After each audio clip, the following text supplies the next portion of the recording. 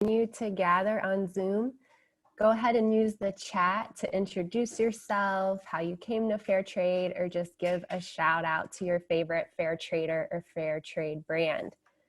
Let's see who's in the house.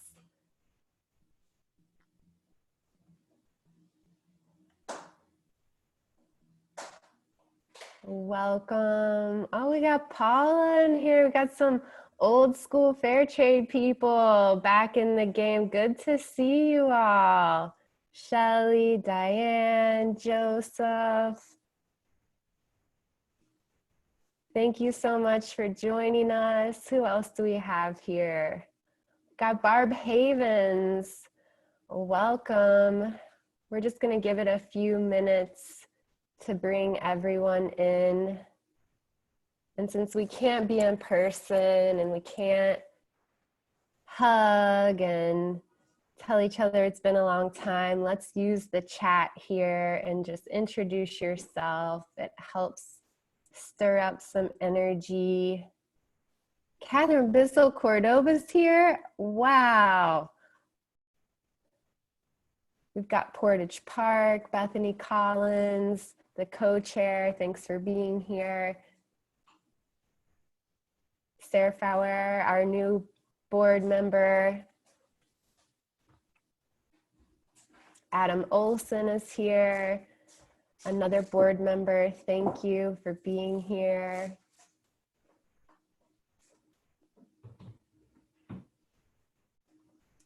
Please keep introducing yourself. Thank you so much for joining us. If you're just tuning in, welcome to the 13th Annual World Fair Trade Day. We've got Beth Black, our change maker from this past year. We've got Carly Visk here, my roommate, who's done a lot of fair trade work. And you can go ahead and just turn off your video if you've just joined us so that we can have a smooth streaming process.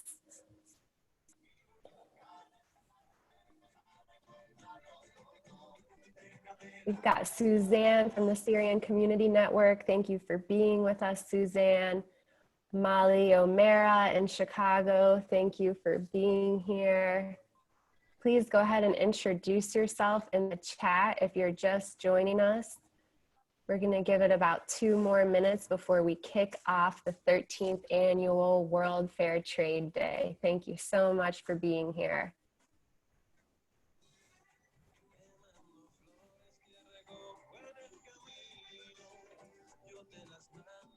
We're so happy you are all here. Thank you for joining us on this beautiful evening here in Chicago. We're just gonna wait 1 more minute to allow people to join in. So if you're new to the chat and you're new to the Zoom, please go ahead and introduce yourself in the chat. We'd love to recognize you. Thank you for being here.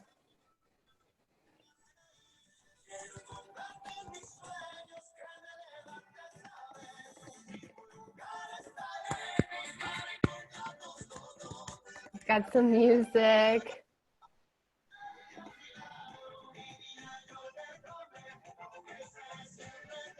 And we're just going to give it 1 more minute. Thank you all for being here.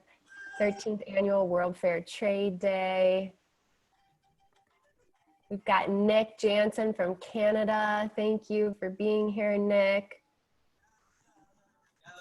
And we've got Kathleen from Fashion Revolution USA team. We've got Charlie Havens in the house. Okay, excellent. So before we begin, I just want to share some Zoom housekeeping. If your video is on, you can go ahead and turn it off just to help our streaming quality. Toward the end, we'll have everybody turn it back on so that we can see who's with us, but this will help our streaming quality and please mute yourself. Everybody's muted automatically, but if you unmute yourself, go ahead and mute yourself so that we can have easy listening. And please use the chat for questions or support and to let us know you're here. We love knowing if something resonates with you or if you have questions. We want to see that. We want to recognize you. We've got Diane from Glenview, a newbie to Chicago Fair Trade. Welcome, Diane. Lynn Pearson from Terra Experience, and Jason from Los Angeles. Wonderful to see you. So please keep using that chat. We have somebody who's going to be curating those questions for us so we can know what's on the minds of our community. So, taking a breath. Whew. Welcome to World Fair Trade Day. First and foremost, we want to thank you on behalf of Chicago Fair Trade for joining us. I know there's a lot of attention for Zoom and other things you could be doing with your time, and we're very grateful that you're here with us. Secondly, we want to thank our sponsors, Oxfam America and Marketplace Handwork of India. Thank you so much for helping us make this event possible. And we also want to give a huge thanks to Isabel Hoyos from Fair Trade Campaigns, who has been instrumental for this event and created many of the fabulous graphics. So my name is Andrea Dennis, and I am your virtual hostess for these next 3 evenings. I am also the co-chair of Chicago Fair Trade and the director of environmental education and engagement at Friends of the Parks. And it's really an honor to be here with you and to continue learning and being a part of this fair trade journey. As you all know, we are in such a critical time for our world. And when we emerge from this pandemic, we cannot return to business as usual. And the issues that the fair trade movement has been illuminating for decades, like unsafe working conditions, workers' rights, using natural resources responsibly, and so much more, are being laid bare by the global pandemic. So for newcomers and longtime fair traders, let's refresh what fair trade means so that we can all really dive into this movement. So fair trade is a movement and a model that uses business as a force for good. More specifically, it is defined as a trading partnership based on dialogue, transparency, and respect that seeks greater equity in trade. It is a vision of business and trade that puts people and planet before profit. It fights poverty, climate change, gender inequality, and injustice, and it models the new economy.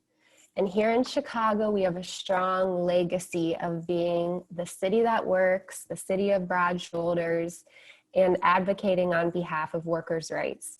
Chicago was the hub for May Day, a labor movement started in the late 19th century to observe an 8-hour workday. It was just celebrated May Day. And this movement united people of all nationalities and in all types of industries. So it is no wonder that Chicago is home to the largest fair trade coalition in the United States. We are a community of dedicated member businesses, educational institutions. We've got a lot of our business members here today and professors representing different universities here in Chicago. We have congregations, nonprofit organizations, and individual activists all working to increase support for economic and environmental justice through consumer education, advocacy, and promotion of local fair trade businesses. I know that was a lot of jargon, so I'm going to boil it down for you. Our motto is really simple. We're here to educate, activate, and celebrate. And I once heard someone say, to change the world, you need to throw a better party. And though this isn't a formal principle of Chicago Fair Trade, we've created a vibrant community because we recognize the individual people, the artisans, the farmers, everyone who's a part of this movement. And that means all of you who are here with us this evening. So thank you for being a part of this movement. All right, let's move into World Fair Trade Day and the reason we are all together. So World Fair Trade Day is the second Saturday of May, a day before Mother's Day, and it started 20 years ago and is now in over 100 countries. For many years, Chicago Fair Trade has hosted the largest World Fair Trade Day event in the United States. For 10 years, come rain or shine, we were in Daley Plaza. And in fact, if any of you have ever been to one of those frigid World Fair Trade Days, please go ahead and put that in the chat. We want to honor you. We always had a booming fair trade marketplace, speakers and installation. WBEZ's Worldview broadcast live from there. Big shout out to Worldview. Thousands of people literally stumbled upon our event and learned about fair trade for the first time. In 2018, we moved it to Michigan Avenue and hosted a magnificent mile of fair trade.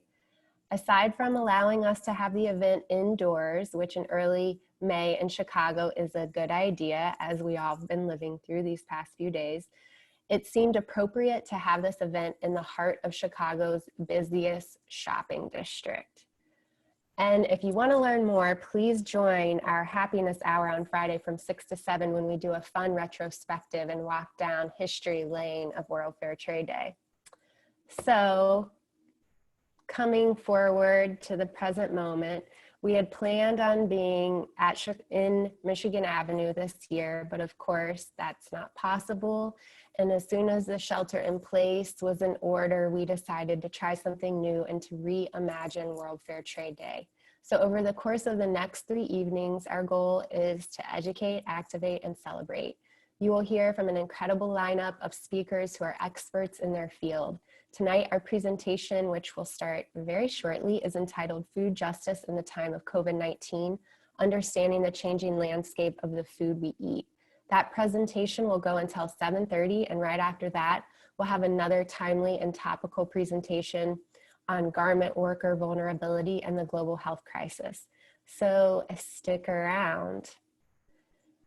And now I'm gonna kick off our first presentation. As you all know, grocery shopping has taken on a whole new meaning during this global pandemic. Shortages of flour and yeast, as well as, we're all becoming home bakers now, but there's warnings of meat shortages, meat packing plants shutting down or being ordered to remain open. There's a lot going on. So let's dive into food justice in the time of COVID-19 and understanding that changing landscape. We've got 3 guests: Professor Howard Rosing of DePaul University, Emily Trujillo, a junior at DePaul and president of the Fair Trade Club, as well as Adam Olson of Oxfam America and a fellow Chicago Fair Trade board member. So Howard, I'm gonna read a little bit about you, but you can go ahead and unmute yourself because you're gonna be kicking off this session.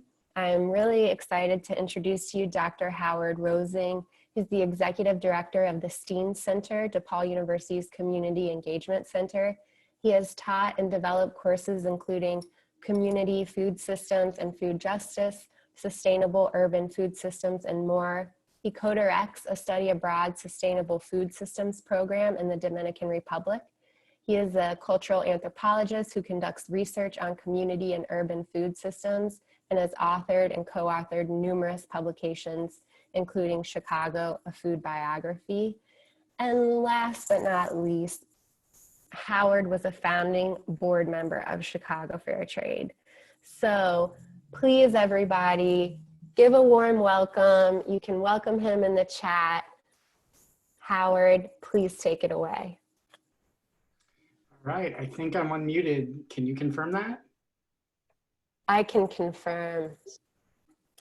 Okay, would you like me to start my video or not? Would love you to. Okay. Thanks, everyone. I speak to you tonight from my home in Evanston, Illinois, where we are actively involved in a campaign to create Evanston as a fair trade city. And it's a pleasure to be here and talking to you about my favorite topic I happen to be teaching a course on this term called Geography, Food and Justice, and also Sustainable Cities and Food Justice.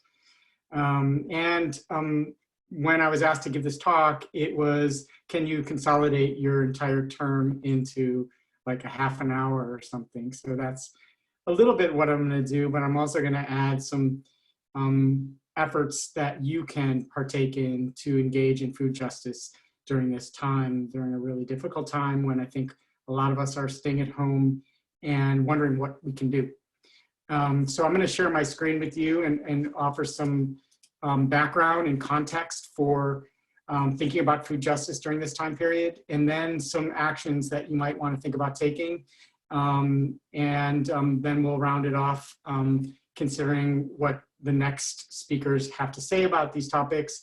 Hopefully I can provide a good context for their conversations as well.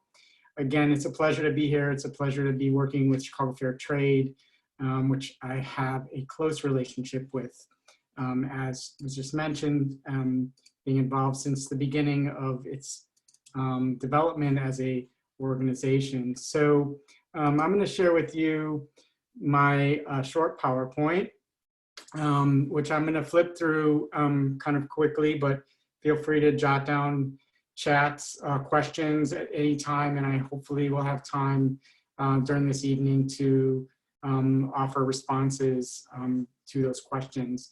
So you really cannot separate the concept of food justice at an international or global level from what's happened over the last 25, 30 years, which is the development of the food sovereignty movement.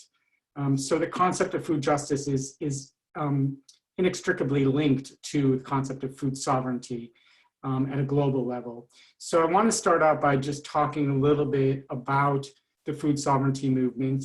And for those of you who aren't as familiar with it, there are some websites here that you can jot down, as well as ask any questions.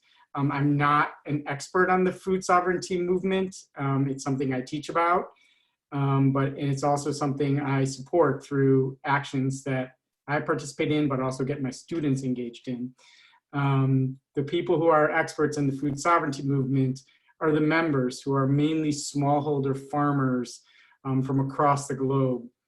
As you see in the quote here, COVID-19, according to the food sovereignty movement, is really about small-scale food producers standing in solidarity and fighting for healthy food for everyone.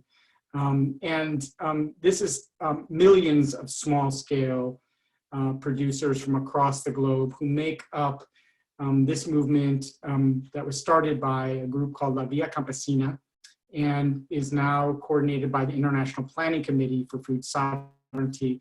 Their most recent post that depicts this picture is about sort of the framing of what the food sovereignty movement means within the context of COVID-19 across the globe.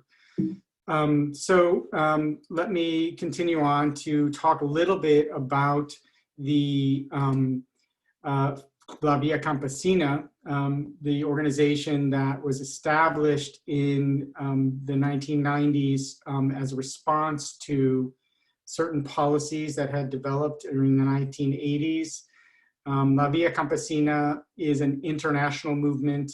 It's a global movement. You will find La Via Campesina affiliates in every part of the world, from the US and South and Central America to the Middle East to Asia and Africa and Europe.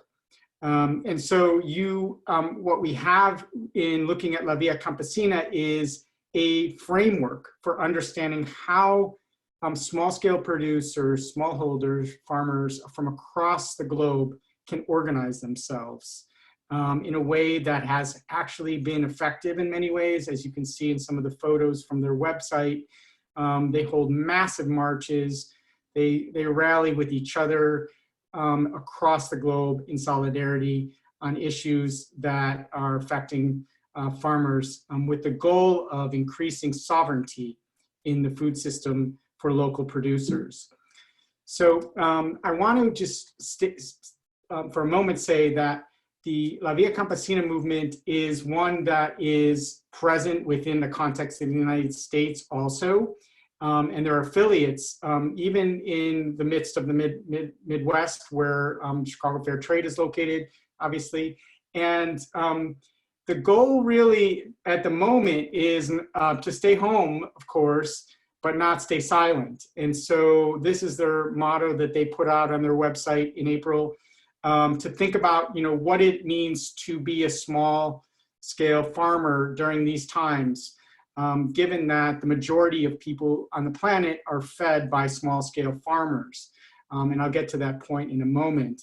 So I'll come back to some of the things that people can do in a moment while they're at home to not stay silent.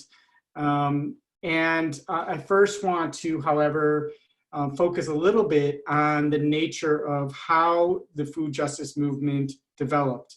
When we think about the food justice or food sovereignty movement developing in the 1990s, we really have to look back to the restructuring of the economy in the 1980s with the ideas that have been developing over decades towards a restructuring through trade agreements and reduction in trade barriers that led to the undermining, oftentimes, of small-scale farmers, small and medium-scale farmers from across the globe, a decline in rural livelihoods, and massive migration and urbanization across the planet, where we have a situation where the growth of cities and global urbanization has been pushed also by not only the deindustrialization of North American and European cities, but also industrialization of the global South, where we moved many of our factories, including clothing factories, that the fair trade movement is very involved in resisting through fair trade fashion movements and fair trade clothing movements. And really also thinking about how that migration from the global South to the global North that's currently happening and is really very much a part of the policies on immigration across the globe, really has to do with the undermining of rural livelihoods as a product of the restructuring of the economy that began forcefully during the 1980s. So we do know that then the shift from an urban planet to an urban planet, really happened in the last decade, where it became clear that we are on a pathway towards something around 60 to 70% of the planet being completely urbanized by the middle of the century. So what does that mean then for food systems? What does that mean for food justice? What does that mean for small scale farmers who have been so critical in feeding the planet? Feeding cities really became part of the focus of global food systems actors. And it really became a part of a corporate model of concentration of agriculture, the expansion of global grain commodities, livestock production through genetically modified seed production and feed production, and also the rapid expansion since the 1980s of non-traditional agricultural exports, which are basically what we see when we go into the supermarkets in the United States in the middle of February and can eat blueberries from anywhere across the world where they're produced as part of this non-traditional agricultural export model that was created beginning in the 1980s with some experiments, interestingly enough, that were taken by the Chilean government under Pinochet to, in partnership and collaboration or consultation with some professors at the University of Chicago. You can do some reading up on that piece. So that became the process of really thinking about how we can feed the urban global north with food that was produced across the planet to sort of offset our, especially our frost belt period, parts of the world during winter months with food of all types. The expansion then of migrant farm workers, both in the global north and the south, occurred as a result of this, where you have people moving around on every continent to grow food, largely to begin feeding more people who are living in cities on more corporatized farms, and then those in cities beginning to sort of consume more and more food imports, and also aid to the global urban South cities as a product of that model when food access became increasingly difficult. I'll mention in a moment food aid in the global North as well, including right here in Chicago, in the Chicago area. So in response to this model, in 1996, the La Via Campesina established the food sovereignty concept at the World Food Summit. And then about a little over 10 years later, they defined more clearly the concept as the right of peoples to healthy and culturally appropriate food produced through ecologically sound and sustainable methods, and the right to define their own food and agricultural systems. Now, to be clear, food as a human right dates back on international documents to the Universal Declaration of Human Rights from the 1940s. However, the concept of the right to food has emerged over time and in various documents, mostly published by the United Nations, but these never incorporated the very detailed aspects of the food sovereignty movement. And those details have to do what people in the food sovereignty movement call the pillars of food sovereignty: a focus on food for people, values food for providers and producers, values food providers and producers, localizes food systems, puts control locally, builds knowledge and skills, and works with nature. Now, what you see here, besides maybe a typo or two, is the lack of any kind of concept of commodification. Even though people who are small-scale growers want to oftentimes sell their food in markets, the concept of commodification of food is very much something linked to the global corporate model. That global corporate model of food systems obviously emerging over many, many centuries through mercantile capitalism, through industrial capitalism, through financial capitalism in the last century, to the point where after World War II, an agreement was developed called GATT, which I will not go into, the General Agreement on Trade and Tariffs, feel free to look it up, which lasted until 1994, when the World Trade Organization was created. And these trade policies, increasingly over the decades, and especially during the 1980s, and especially after 1994, under the World Trade Organization, discouraged more and more state intervention in food trade, in all kinds of trade, more ignoring of vulnerable populations, especially in the countryside, a dictating of the neoliberal model of opening up the economy to imports and privatization, and really a lack of participation and transparency for large populations across the world facing these policies. What's interesting, as I'll get to in a moment, is the hypocritical nature of the United States, the European Union, and other countries who still maintain many of these policies around protection of their own food commodities or their own food production. So when we think about that impact of those trade policies, the impact of that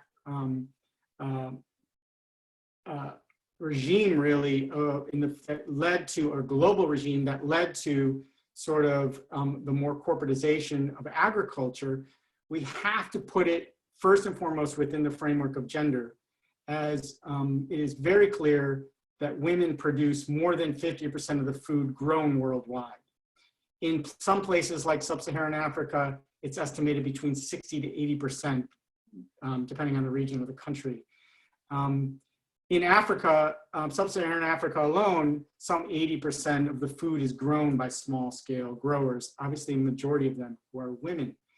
So we have to think of the sort of food justice movement to the food sovereignty movement within the context of gender divisions of labor gender divisions of work and farming. And that's why La Via Campesina actually is a large-scale women's movement. It's both men and women, but women are some of the most powerful leaders in the movement. They mobilize, they march, they organize around particular topics. One of those topics predates the Me Too movement around stopping violence against women in the countryside who are facing harassment in their day-to-day lives while farming. And so when we think about that type of work of organizing, we have to think about it within the context of multiple layers of different kinds of oppression. On one hand, the oppression of being a small-scale food grower, perhaps in a developing country, where you're faced with different kinds of struggles around maintaining your land, around maintaining access to resources, that I'll talk more about in a moment, but also the oppression that's being levied on people as a result of land grabbing. So if you take a look at this particular map, which is a few years old now, but still extremely relevant, it's actually more intense now, you can see that the largest green circles are grabbed areas across the world, and then the red triangles are the grabbers. And some of the grabbers are also grabbed areas, as you can see. And one of the things you can also see is how intense the grabbing is in sub-Saharan Central Africa, especially. It's one of the hotspots on the planet right now for the removal of carbon, for the removal of forests, for industrial farming. And there's grabbing coming from all different places, Brazil, China, the United States. And we really do need to think about the nature of what food sovereignty means from an African-centric view. We need to think about it across the globe, of course, but the most intense hit in terms of land grabbing has been faced in Central Africa. It's also being intensely hit by the removal of carbon as a result of transforming that carbon that's in the ground in trees and plants and bush into industrial farming. And you can see from this map how the change in carbon stocks for each unit of natural ecosystem cleared for cropland is affecting perhaps carbon emissions and also obviously global climate change. So of course we are doing our duty at that particular task as well in the United States. Now it's oftentimes for my students a reminder that of course the United States was a product of land grabbing. And of course grabbing some of the most fertile region of the country to really produce some of the most largest industrialized crops on the planet. And one of the things you could see from this interesting map is how, how much animal feed is produced, obviously in the Midwest where I'm speaking to you from, and how much we're feeding ourselves from specific states that basically are both feeding different cities across the country, but also exporting that food as well. And so one of the things that is very clear to me from this map is how little we're actually producing food at the local level in the Midwest. Something that some people might say, well, wait, we have a farm or community garden, but in aggregate, it's almost nothing compared to other parts of the world. We also have in this very area, one of the most amazing watersheds in the world. Around 20% of the world's fresh water. We are essentially an agricultural state that imports more than 90% of the food that we consume in the Chicago metropolitan area. That's largely because of a farm bill, which I also think of as a health bill, because most of that farm bill is built on nutrition programs such as SNAP, WIC, and others that help feed people. While we're trying to sort of export largely feed commodities like corn and soy, we're also feeding people through food aids programs who can't afford to survive without some sort of food aid. The remainder of the blue parts of this pie are your crop insurance and commodities. These are the subsidy programs that we're telling the rest of the World Trade Organization and pressure from the IMF to get rid of, but we continue to host. We're not the only one that continues to host. If you look at these maps, we're actually not even the largest in global farm subsidies. We're somewhere right in the middle. But what's interesting about us is we're actually steady at holding our farm subsidies, at subsidizing mainly corn, soy, some cotton and wheat, and a number of other crops that allow us to be a major exporter of food.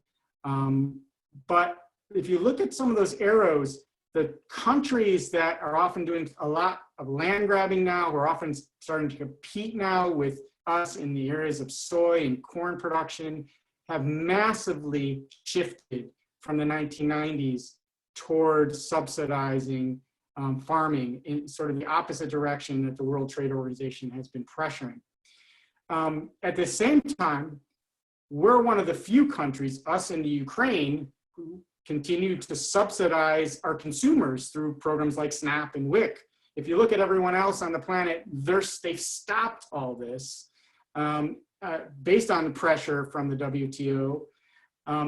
But we continue to hold steady and actually have increased our food subsidies. And I think one of the things that shows us within the context of the pandemic is that we are in a really troubling situation.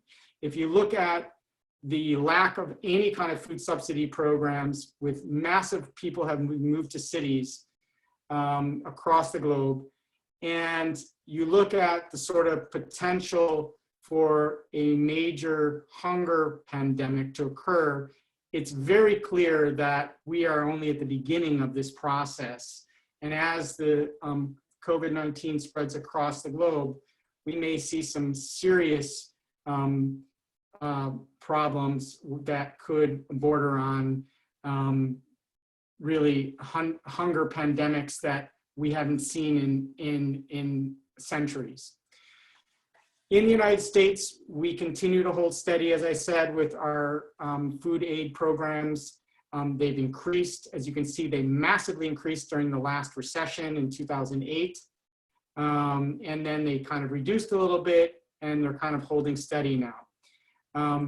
That is what some people have called the hunger industrial complex. There's a book about this by Andrew Fisher, where he talks about, despite a 10-year recovery from the last recession, 12% of the nation remained food insecure in 2018, 12% of the United States.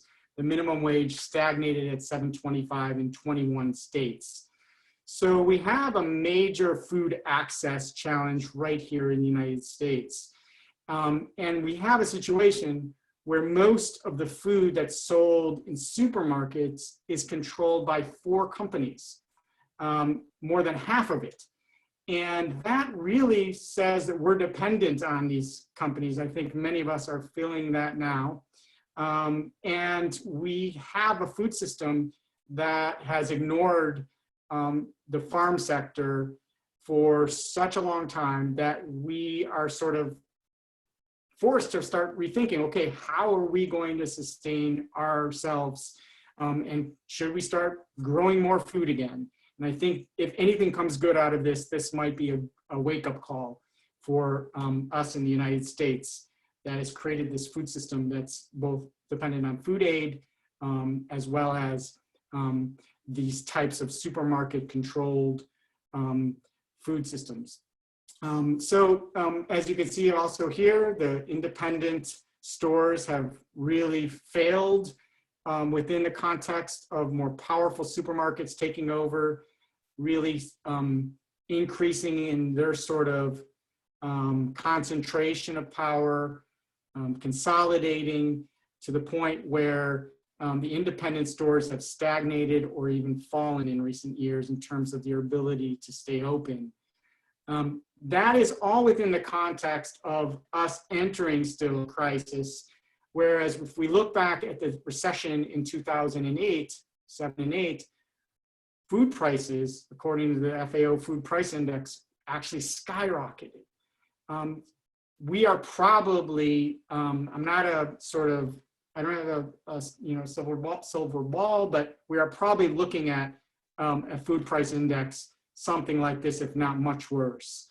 And so that's a global food price index. And so when we think about the work of La Via Campesina and the food sovereignty movement, we have to think about these people across the planet who are extremely knowledgeable about feeding themselves, about feeding others in their communities.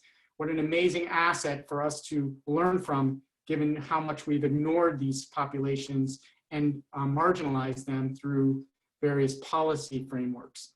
Agroecology is their model. Agroecology is kind of the basis or the practice or the science of thinking about building a just food system through improving food yields through ecological principles.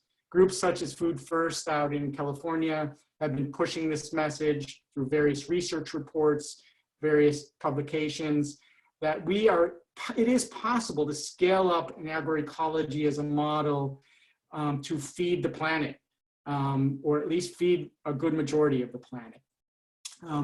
And part of that is also being able to oppose land grabbing. Again, women at the forefront just in March of occupying the Ministry of Agriculture in Brazil against land grabbing.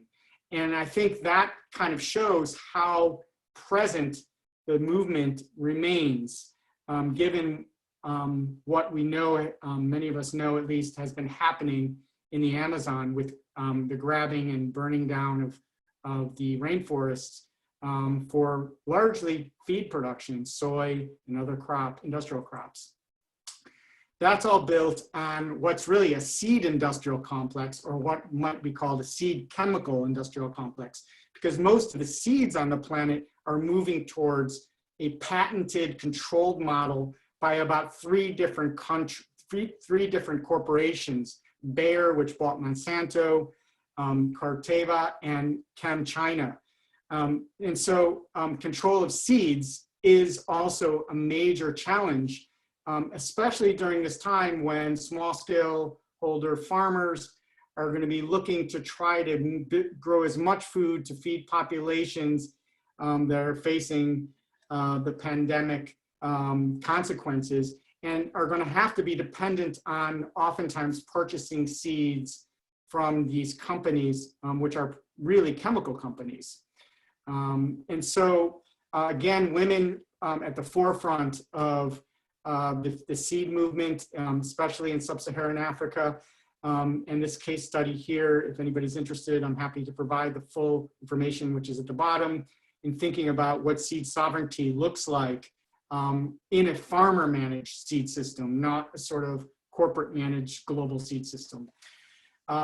Probably the most difficult consequence of the food model, global food system model that developed over the last 3 decades, is the massive impact on farm workers, who were, many of whom either were farmers themselves, lost their land, or descendants of farmers who lost their land, who had to move into becoming workers for larger corporate farms. And they are really facing a difficult consequence of the pandemic, with lack of protection and possible sort of breakouts that can really seriously impact not only their health and well-being, but our entire food system. And here you can see a campaign by the coalition of Immokalee workers down in Florida, who are largely tomato pickers, to join them in challenging the Florida governor to protect farm workers, to provide protection of farm workers from getting sick. it seems logical. It's in our interest to protect them, even if we were selfish, just to be able to have tomatoes, I would think. But we go on to look at other kinds of situations with farm workers who were left out of the federal aid because many of them lack citizenship, but also they're facing sort of the challenge of hunger situations themselves and not being able to access food many times, even though they're involved in picking food for our food system. So farm workers really are sort of the basis of much of what we see, not only in our supermarkets from the United States, but internationally and globally. All those non-traditional agro-exports that were the product of decades of policy making across the globe, where we can purchase blueberries and broccoli in February from whatever part of the planet, those are also largely picked by farm workers. And so it's a global problem, the farm worker justice issue. And within this pandemic, it's a global health problem. Food processors, as many of you know, many of the plants have closed and now I think are going to be forced to be opened. Interestingly, if you look at this map from the CBS News Denver back in April, what's interesting here is, you kind of look at it, oh, these are different companies. What we have here is really 3 or 4 different companies. JBS owns, is the largest meat company in the world. It's from Brazil. Smithfield is owned by WH Group, is Chinese. Cargill is an American company, one of the largest food companies in the country. And so what we have here, and of course Tyson, what we have here is largely corporate meat companies that have become major areas for the breakout of the virus because they lacked protection. And so there's campaigns out there that you can get involved in, just like with the farm workers, to support the meat packing workers through the Food Chain Workers Alliance and other organizations that are out there running campaigns to ask Congress, ask lawmakers to make sure that there's protection for these meat packing workers, meat processing workers. Restaurant workers and food service workers are perhaps also a product of not only urbanization, but also the product of our changing sort of cultural habits, where we're actually, over the last decade, eating more outside of the home than we have in the home. Although, of course, I think that's changed in the last 2 months. But the fact is that the massive increase in the restaurant sector has also meant a massive increase in restaurant workers, whose minimum wage nationally still remains at $2.13 an hour for tipped wage workers. And in many states, of course, that's higher, but nationally, it's still $2.13, and many states still have $2.13 minimum wage for restaurant workers. And so we want to think about the main organization who's working to support restaurant workers, the Restaurant Opportunity Center, who my students are working on campaigns for right now as part of my food justice class. They're also working with Coalition of Immokalee Workers and some of the others I mentioned on campaigns. And what they're really focused on right now is stopping the spread as a product of not having the ability to have sick pay, forcing people to go out and actually find work wherever they can do because they don't have sick pay, because there's no mandated sick pay in restaurants. It's restaurant by restaurant. There's been actually some campaigns that have succeeded already in pushing some of the corporate restaurants to pay restaurant workers sick pay.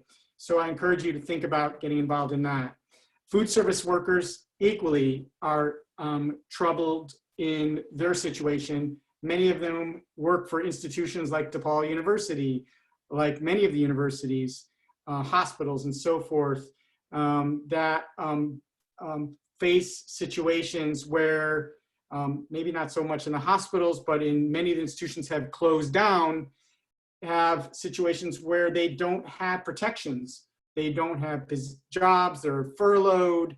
And so we have the Heal Food Alliance, which I'll talk about in a moment, is pushing a campaign by a group called Uprooted and Rising, group of students young people who are pushing for institutions of higher learning to be involved in supporting the food service workers.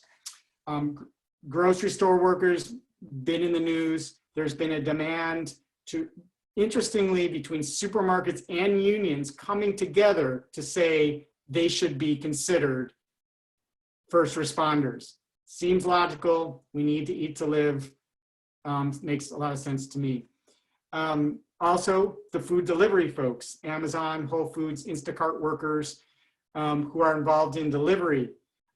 These types of folks also oftentimes have little protection, so much so that they went on an historic strike just this past week, and one of their VPs resigned and called the company, chicken, I don't know if I could say this on Zoom, can I? Chicken shit, right? For firing protester workers. So we want to think about these types of situations as a call for us to personally get involved because it's so close to home. How do we make household-based food justice decisions? Can we get involved in activism just from the chair we're in, engaging in campaign work? All of my students in my course this term, my food justice course, are doing the stay-at-home but not silent work of engaging in campaign work. They're engaging in active responses to the calls out there from different organizations like HEAL, like the Food Chain Workers Alliance, like the Coalition of Immokalee Workers, and even some working to engage locally where I am involved, and we're involved with some students in an active campaign to work to support people locally that are facing COVID-19 difficulties in the food sector, from small food businesses to emergency food aid folks to people working on ensuring that farmers locally in urban sectors and peri-urban sectors can get food to people and make a living. We can also, of course, make decisions about our own consumption. We can think about the resources that we have, those of us who have resources, how do we use those to drive the food sector in a way that's more sustainable, in a way that pushes towards more food sovereignty? How do we support local and regional farmers? How do we support buying food that is respectful of the hard work of farming and that can illustrate perhaps an opportunity to transform the food system? How do we potentially even donate to nonprofits and other groups that are promoting small-scale farming across the city, across the regions that we're in? And of course, how do we make sure we're buying food ethically through looking at fair trade products, scrutinizing their origins, thinking about how they were produced, and making our decisions by using our dollars to push that sector to expand it further? And how do we donate to campaigns that support unemployed food workers to help them get through this time? So those of us with resources, we can put it in that direction. We could also put those resources into learning how to grow our own food and then share it. So with that, I want to thank you. It's been a pleasure talking to you, and I hope that you gain something from this conversation today. Thanks again. Thank you so much, Howard. Can people just pop in the chat gratitude, appreciation, any questions we can place hold and share with Howard later? Thank you for squeezing your whole class into such a brief time, Howard. You really embody a lot of knowledge. There are questions for you, but due to time, we're gonna go on to Emily, and if we have some time, we'll circle back to you. Is that okay, Howard? Sounds good. Thanks so much. Okay, great. And we'll send out all the links via email to some of the campaigns Howard was talking about. So next up, we'll hear from Emily Trujillo. In addition to being a full-time student at DePaul and president of their Fair Trade Club, Emily is now working at HEB, a grocery store in her hometown of San Antonio, Texas. And we wanted to get her experience and have her share some of what's happening down in Texas. So Emily, are you there? Can you hear me okay? Are you unmuted? Yes, yes, I can. Well, thank you for being here. Awesome. Thank you for all that you do for fair trade. Can you share a bit with us about where you work and how it's going? Yes, okay, so I work at HEB, which is our Texas chained grocery store. HEB's kind of been a way of Texans lifestyle. That's where you go. If you need anything, you always go to HEB. I applied to work here because they were seeking short-term employees due to COVID-19. And HEB, they always say, is really hard to get into. So if you get chosen, it's kind of like a great thing. So I ended up having a job. I got hired. We had training, and a big part of our training was how to respond to COVID-19, how interacting with customers, sanitation, and just all safety precautions necessary to maintain a safe working condition for the partners and customers. I have been working for about a month and a half now, and we get to go to any HEB that we can bid on in the San Antonio area for myself. So I've actually been going to different locations because they need help. They might just need extra employees to come in, so we get to bid on those. So it's convenient for us that we kind of pick our schedule, which I like. I do like that as well. So do you feel safe with all the trainings, or what's the safety like? How are your coworkers feeling? Give us a vibe for that. Yeah, sure. I actually do feel safe. Before I even came back to Texas, because I was in Chicago, they actually installed the plexiglass on all the registers on the front side when you're dealing with the customer, and behind you, because all the lines, there's the customers on both sides. They gave everybody, I have my mask. They gave us a bag of 4 of these. So yeah, those are the plexiglass screens that we have, and they're actually throughout the whole register, which is really nice. And we sanitize those pretty much after every customer, or I do for sure. We also clean like anywhere the person touches, so like the intercom, like the com where you insert your card, things that everyone touches, I sanitize. We have hand sanitizers at each register. I know HEB also has limits on a lot of, they have limits on like sanitation things for people and meat, which is also convenient as well. I know HEB also had like the $2 pay raise, which is good for their employees. And they also have a phone line. If you're not feeling well, you get to call in and tell them like, hey, I'm not feeling well. So that also helps like their employees not come into work. And they have like, there's like a procedure to go to make sure like you're doing everything necessary. And giving you like information for assistance necessary so you can stay safe, and just communicate. And it's really easy to communicate with HEB too, like if you aren't feeling well or anything. I'm glad that it sounds like they're treating their employees well. And just one piece of advice you have for shoppers out there? Yeah, follow instructions, wear your mask, and just be nice to people. Like us as employees, we're doing everything we can to help the customer. And it's just really nice when people are respectful, because we just want to make sure we're being safe and they're being safe. And are you getting any tips lately? Are people tipping? So we have curbside and home delivery, and I've heard people have been, but I've been working the front end at the cashier register, so I'm considering maybe going to curbside. But people have been nice. I've gotten like a baseball card before, so it was fun.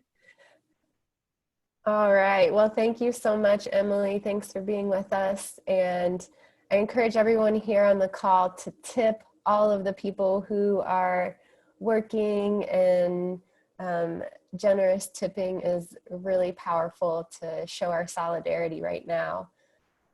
Okay, thank you again, Emily. Now we'll hear from Adam Olson. Adam is a senior advocacy advisor at Oxfam, which is a global organization working to end the injustice of poverty. Oxfam helps people build better futures for themselves, hold the powerful accountable, and saves lives during disasters. Adam works with others to advance Oxfam's global policy and advocacy agenda in the American Midwest, and is my fellow board member for Chicago Fair Trade. Adam's going to share about Oxfam's work around food justice and human rights at the grocery store and how you can make a difference. Take it away, Adam. Thank you, Andrea. Hi, everyone. Thanks for joining us tonight. I also want to thank Emily and Professor Rosing for their inspiring remarks. I learned a lot, and you've really set up this next section of our time together well, both in terms of the problem of a very unfair food system and the fact that we as consumers have a lot of power to change the bad practices that keep so many hardworking people poor and hungry, both in the US and elsewhere in the world. So Oxfam is concerned with the kind of deep inequality and exploitation of people in food supply chains, as Professor Rosing described. Tackling injustices in such complex systems is really tough, but there are certain key players that have a lot of power, and by influencing them, many workers can benefit. We at Oxfam believe that one of those key players are big grocery supermarkets, and our Behind the Barcodes campaign is holding them accountable. Just a small number of massive grocery companies have tremendous power over the global food system and everyone who works in it. As Professor Rosing said earlier with that helpful slide, consolidation in the grocery sector has meant that an even smaller number of companies have greater purchasing power that can shape the lives of food workers around the world.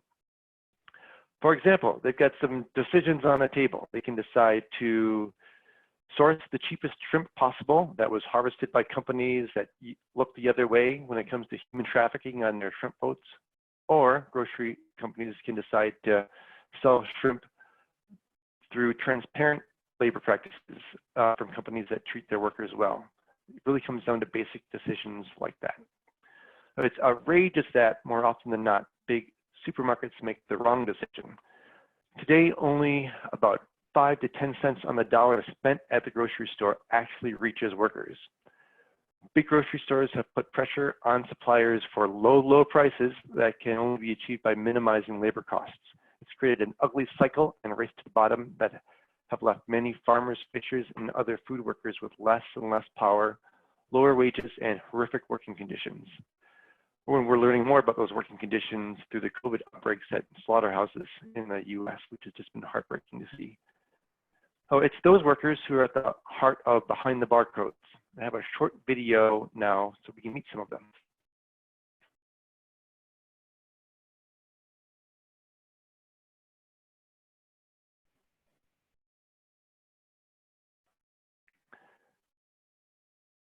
See, do I need to do anything to start the video, Catherine?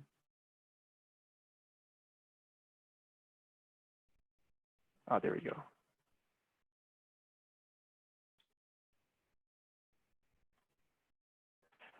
No, I can't hear the video.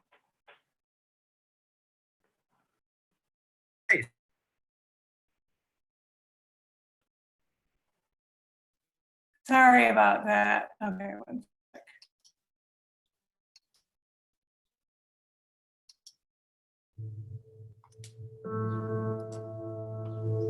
E o que acontece? É mais valorizado a manga do que o trabalhador.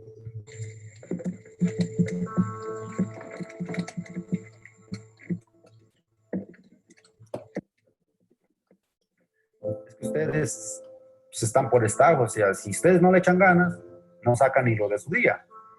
No hay, entonces la verdad a veces no se acaba ni para el break, o sea, no, ni para un almuerzo. सुबह में हम लोग 8 बजे हम लोग उधर में पहुंच जाते हैं। आधा घंटा के ऊपर में हम बैठ नहीं सकते। उसके बाद में हफ्ते में हेल्थ के लेके हम लोग का इधर में कोई डॉक्टर रुकर नहीं है। कोई कवच बा, कोई प्रोटेक्शन बा, कोई कपड़ा नहीं देते हैं बा, कोई जो बैकलेस बोलता है उसको नहीं देते हैं, ग्लव्स नहीं देते हैं। Fiquei sentado, assim, não deu pra sair. Sentei numa poça de veneno, aí correndo pra tomar banho. Eu poderia dar uma vida mais digna à minha família.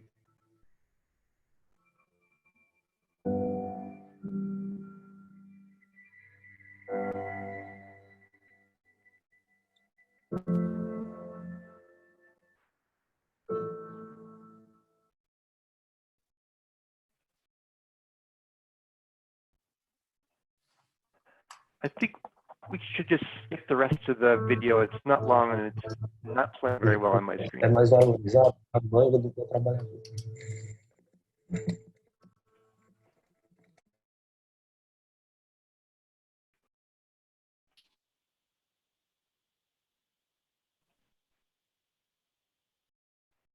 Sorry about that, everyone. I put the link to the video in the chat. I encourage you to check it out. It's only about a minute and 20 seconds long.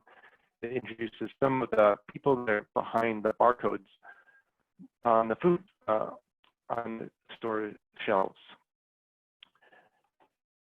Now, if we go to the next slide, please. Have an interesting scorecard to look at. So in short, behind the barcodes asked supermarkets to use their purchasing power for good to create a food system for all.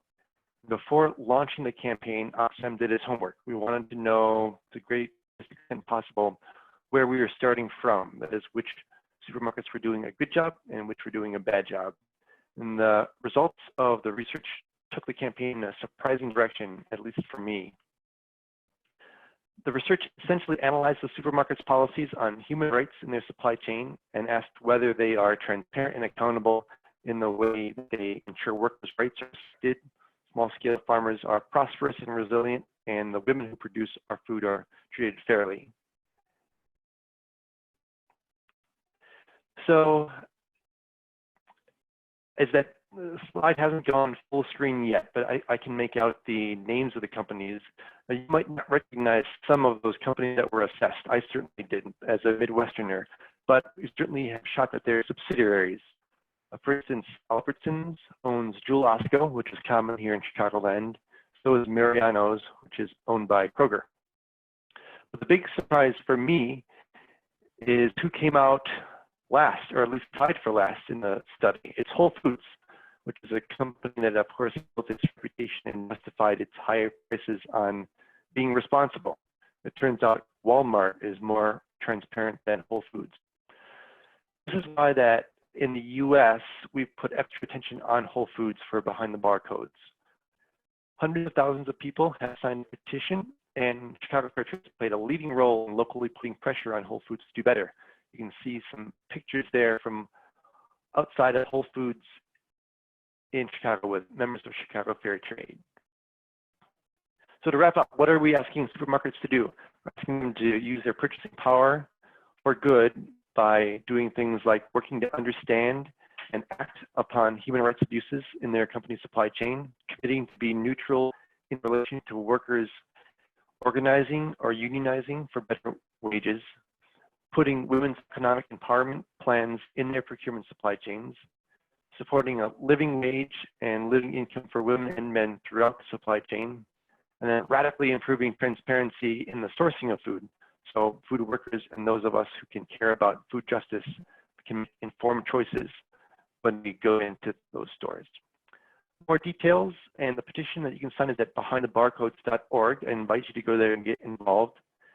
It's pressure from consumers like all of us that will make the difference for food workers. and also grocery workers. And on that note, I have one final request for all of you tonight as it relates to grocery stores, because too many have neglected their supply chains as well as their own employees during the COVID-19 crisis. Now that last slide, if we could pull that back up again. We heard from Emily, who's working at HEB in Texas. Unfortunately, Emily's experience is the exception to the norm of too many grocery store workers who not only are missing basic personal protective equipment as they go into their essential jobs each day, but they don't have paid sick time, they don't have leave if a family member gets sick, other basic protections that they certainly deserve. The details are on that final slide, and you can find a link to the petition so that you can send it there in the chat. Thanks, Isabel, for adding that. Over 50,000 people have signed that petition to the grocery stores already, and we're going to be delivering that, not just Whole Foods or the big ones, but to all the major grocery stores in the US very soon. So please take a moment to sign that petition. It's the least we can do for our essential workers like Emily in the grocery stores. Thank you.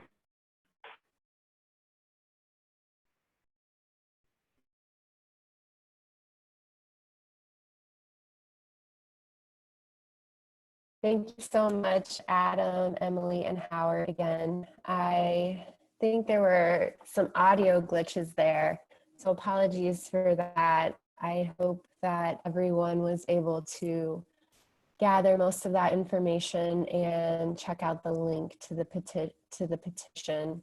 I think we'll take one question because I think this is a good one. Adam, did you see this question from Billy? Similar to the bottom two are the two that make the most fair trade products available to consumers. How is that taken into account? Did you see that question, Adam? Do you have a brief response to that? Yeah. Otherwise, we'll continue moving along. Yes. Good to hear from you, Billy. Basically, those scores are based on transparency. And the fact that a company may be doing a good job putting products on the shelf is different from opening the books and letting organizations like Oxfam look at the entirety of their supply chain. And that's what we really want companies to do. We can't look at the shrimp supply chain unless it's transparent, and we won't let the fact that they're selling fair trade chocolate distract us from the fact that there are other problems happening. And Adam, your audio is a little glitchy, so maybe if you, okay, looks like Billy caught all of that. I hope everybody did. Thank you. Thank you very much. And another question that somebody brought up, or actually in Howard's presentation about the risk of mass hunger,